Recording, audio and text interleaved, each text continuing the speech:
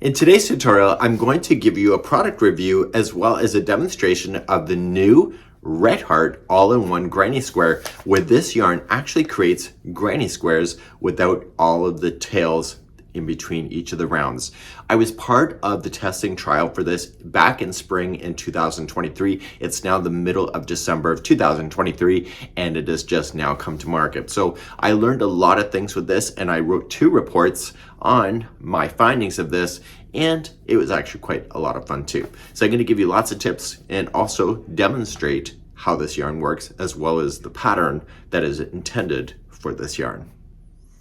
So here's a closer up look of this yarn, and you can see all the different colors here. And if you look at the ball label, you can see the order of it. So the dark blue is the center, then it goes to red, yellow, green, and white. So each one of the different colors that are available in this product will show you that particular order. So if you're never unsure, you can just see what this is.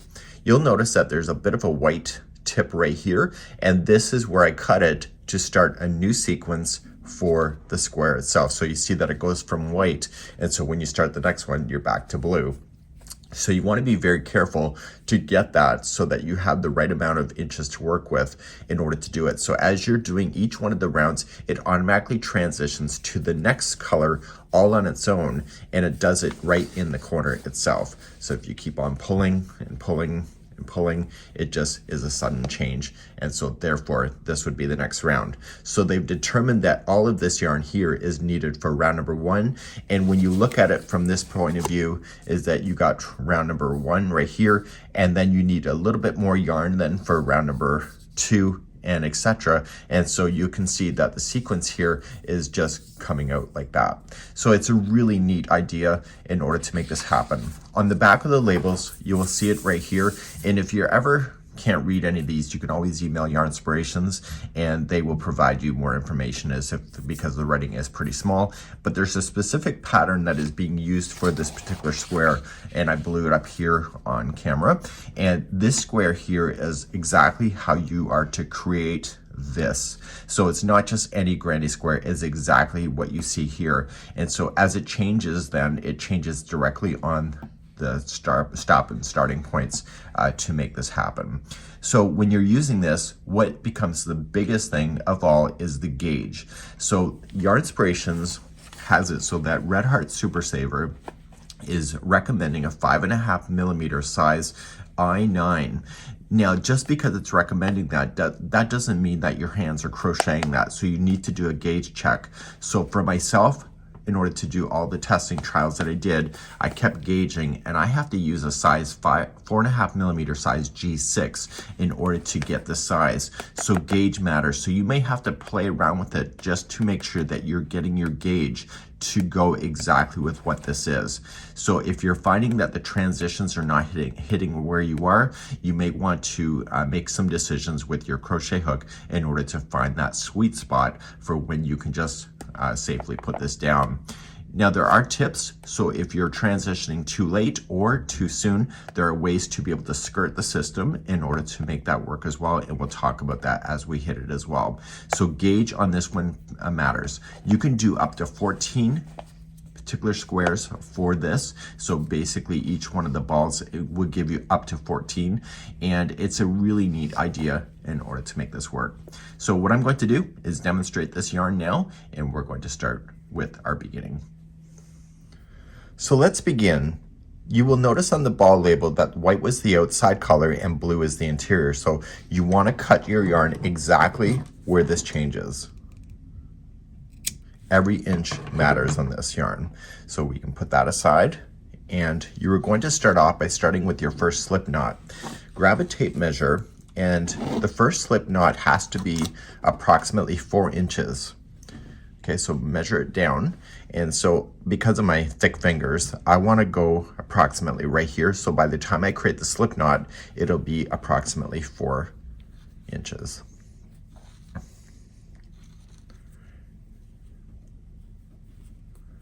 And then put your there and just take a measurement of it and just test it to see if it's 4. So you can see that I'm a little too short, so this will matter. So what I want to do is retry again. and put it down. So I want to leave this in the tutorial because if you are not careful with this, the very starting could really ruin your whole journey. So you want to make sure that you're getting it right. And so during the testing trials of this yarn, this was a critical factor in order to make all of this work. So now let's test it.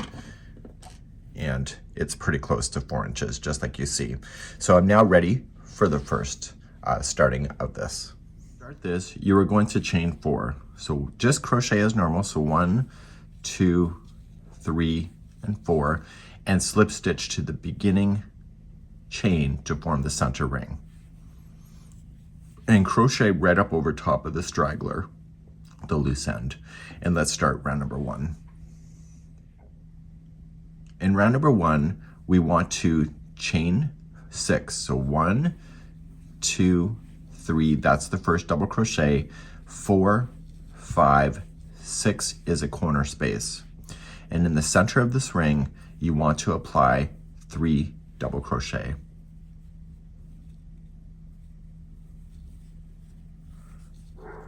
So we have 1, 2, and 3, and you want to turn the corner. So it's always going to be chain 3 when you turn a corner. And in the center of that ring again, put in 3 more double crochet. So what you're doing is you're going to keep an eye on that ball to make sure that the transition hits when it's supposed to. And I'm going to give you tips later on in today's video too for how to cheat the system if you have to. So you're going to chain 3 to turn, and then you're going to put in another side in there, so there's going to be 3 double crochet, noticing that I'm going right up over top of the loose end to bury it. And off camera, the color is going to be changing soon, but I'm not quite done. I have 1 side, 2, 3. This is part of the last side, and off camera it's just coming in, is changing to red right here. So I'm going to chain 3, and in the center of the ring, I'm going to apply just 2 more double crochet. And if the timing is right, the double crochet will end, and you'll see that it's like that. So then you're going to slip stitch then to the 3rd chain up and pull through. And now the red color is the next color and is ready to go for round number 2. So let's begin round number 2. At the end of the next round, I'm going to cheat the system to show you how to be able to change things just in case you never hit your transition. So you can fast forward if you want to see that now. So you're going to start a new side or a new round, and you're just going to slip stitch into the corner, and you're using the color red here in this case, and you're going to chain 6. So 1, 2, 3, 4, 5, 6. So that's a double crochet on this corner, on this side here, and it's a chain 3 space. And in this corner, or same corner, you're going to apply 3 more double crochet. So we have 1, 2, and 3. You'll chain 1 and then jump to the next corner, and then you'll do 3 double crochet, chain 3, 3 double crochet.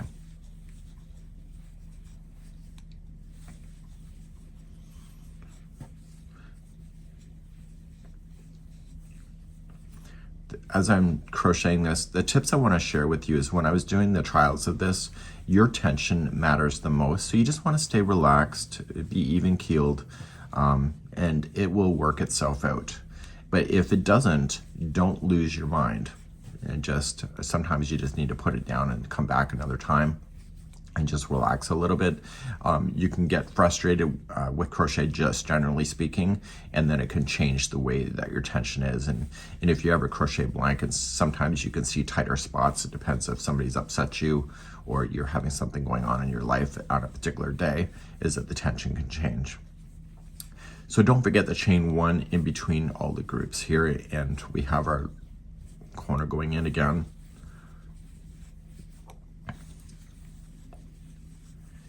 And then chain 3, and then a corner, and and I can see off camera that yellow is coming up soon. So I'm going to chain 1, and in this corner right here, I'm going to put in 2 double crochet, and we're going to see if we're going to hit it. And guess what? We did. So we hit it, and then we just slip stitch, and you're good to go. So what happens if you didn't hit it? So let's just cover that next. So I'm now just on this side here, and let's just say, for example, when I went there, that it didn't transition where I wanted to, and that I noticed that there was an extra, like a bit of space left before the transition happens. On the last side, switch up your crochet hook to the next size. So you can go to like a 5mm, in my case I did. So the next size up, and just crochet and see where it lands. So it's still the same pattern, and come out here and see how it's gonna look. So do you see how it ended up early? So I know that that's not the right answer because it ended up early. So then what you can do is just reverse it back out and switch back your hook again and go to a smaller size than what you were using. So I'm gonna go to a 4mm, size F, and I'm gonna do my last side. So it's a great way to cheat the system just in case something happened in the round. Maybe there was something scary on TV. And you will notice just changing the hook like this, it'll change how much yarn you have left before the transition. So if you want the transition to be exactly where it's supposed to land, then changing your hook size like this is the right way to go. And therefore you'll be ready to do it again. But I do recommend that when you start a new round, switch back to the hook that you're supposed to be using and restart again and move on. So you slip stitch and then move up on the rounds. So let's move on to the next round. So to start a new round, you have to slip stitch to there, and in the last take I already did that, so you just gotta make sure you do it. So slip stitch, chain 6, and then just double crochet 3 times into there to complete a portion of this corner, and we'll complete the other part when we come back around. So there's always a chain 1 that will separate them, and then into the spaces you will just do your 3 double crochet. So the pattern never changes.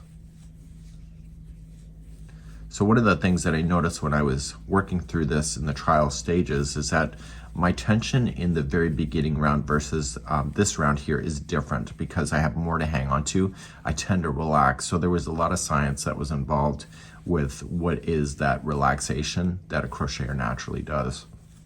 And so you will find that this yarn is very personality related. So you just want to keep on going, and really you're going to look at your final side and to see where you're going to land. And if you don't get it right, then just undo that final side of there and just change your hook to match in order to get that to happen. If you don't want to change your hook size, you can just pull on the yarn and make it tighter, and that will stretch it out further. And if you just let it go really nice and easy, you use up more millimeters per stitch, and so you will find that you will use up more yarn that way as well. So you will get yourself into the swing of this yarn. And the advantage is that you don't have all the tails to deal with. So I'm keeping an eye on the ball, and there's going to be a color change coming out of the ball shortly. So just turn my corner, chain 3, and so it's my final side. So I'm just looking at the ball, seeing, am I going to be able to do it or not? So it's a bit of a challenge. It's a bit of a game, but it's not an impossible game. And just continuing the pattern as you know it. So off camera, I can see that there is green coming. And will it match? So chain 1, and I'm going to go in, and the green hits just slightly before I'm ready to change. So I want to leave this in the tutorial because this may happen to you. So that was a 4.5mm. So I can either do 2 things at this point. I can do that last side, and instead of being so easy going about it, when I chain the 3, I'm just tighter. I'm just keeping this tighter than normal and just causing it to stretch out a little bit more so I can get the few millimeters that I need in order to get that to happen. So I'm causing this by being a little bit more tense with it. And you can reduce your hook size if you want to. Chain 1, and let's see if we hit it. So I'm just providing it, so it's just stretching it just slightly. And I'm noticing now that I just hit it. See, it's that simple in concept, and now the green is ready for the next round. So you can either change your hook or you can change just the pressure of that, just like that. And let's move on to your next round. To move on to the next round, continuing, just slip stitch and then chain your 6.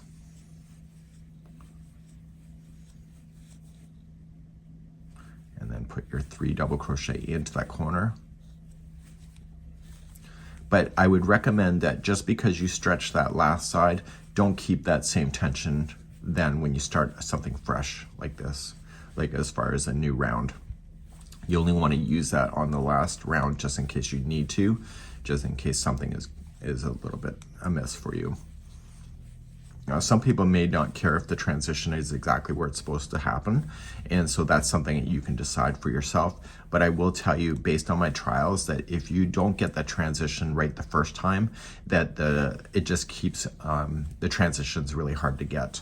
So you want to make sure that if it's going to bother you, that you hit that transition and just adjust your either your hook or your tension to get it, so that it doesn't compound into a bigger problem down the road. And hopefully you're appreciating the honesty today. You can let me know in the comments. But so far, I've had no tails to weave in yet, and yet I'm on my 4th color already, and that's the whole appeal to this particular yarn. Nailed it. So do you see, it is very possible on there on how to get that. So then you'll do your next round. It's just exactly the same way. It's that you'll slip stitch, so change back to your regular hook size that you figured out for that is your gauge, and then start again. So you chain your 6, put your 3 double crochets in there, and you go all the way around. And when you get to the end of the round like this, you're going to notice that there's enough yarn to be able to weave in the ends, and then at the end of that you will find that you will be ready to transition back to blue. And so at the end of that round, when you look at this yarn, you'll see that it will go back to blue, and this is where you'll cut it again in order to be able to do that. So this is how you will adjust and to be able to problem solve this yarn, and it's a really cool idea. And this is great innovation from yarnspirations.com.